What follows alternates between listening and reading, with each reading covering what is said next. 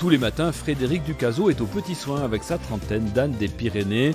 Foin, granulés, brossage. L'âne est un animal craintif mais très sociable. Ainsi commence son éducation.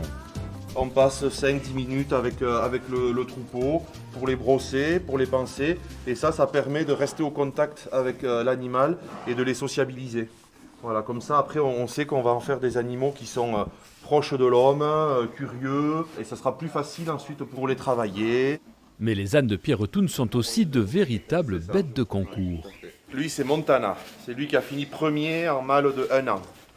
Calypso, ânesse de 3 ans, ainsi que 4 autres des ânes de Frédéric ont été primés au concours national d'élevage fin septembre, catégorie âne des Pyrénées, une race au standard bien précis.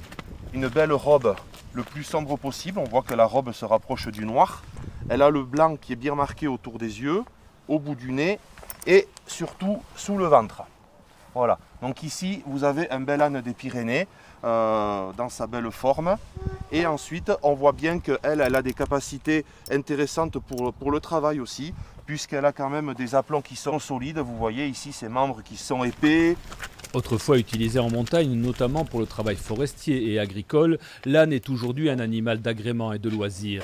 Frédéric, lui, transforme son lait, rare mais aux qualités reconnues. C'est un lait qui est très riche en vitamine E, et la vitamine E est un tenseur naturel et un hydratant très puissant. Donc le lait d'ânesse, en fait, il est mis en avant pour les peaux qui sont très sensibles, les peaux sèches, les peaux à tendance acnéique, des eczémas, des psoriasis. Alors c'est pas un médicament, hein, on ne le vend pas comme ça. Les savons à base de lait d'ânesse assurent plus de la moitié des revenus de l'exploitation. L'asinerie de Pierretoun a été primée pour des ânes jeunes entre 1 et 3 ans nés à la Bastide-Clérance, une reconnaissance du travail effectué par cet éleveur passionné depuis 14 ans.